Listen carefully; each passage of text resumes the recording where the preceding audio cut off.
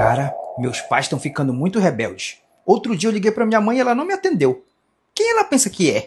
Parabéns, você desbloqueou a fase dos pais rebeldes.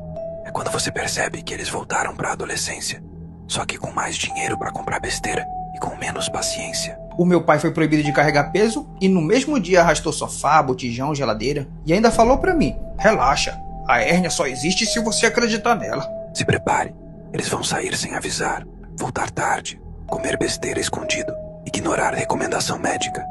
Vão dizer que a pressão tá normal, porque só sentiram tontura 5 vezes no dia. E no fim, sempre vão falar: fica tranquilo, eu já fiz coisa pior e tô aqui até hoje.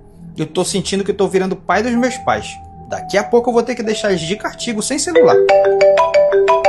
Alô, mãe? É pra buscar a senhora onde? Delegacia? Eu não acredito que a senhora roubou a planta da vizinha de novo.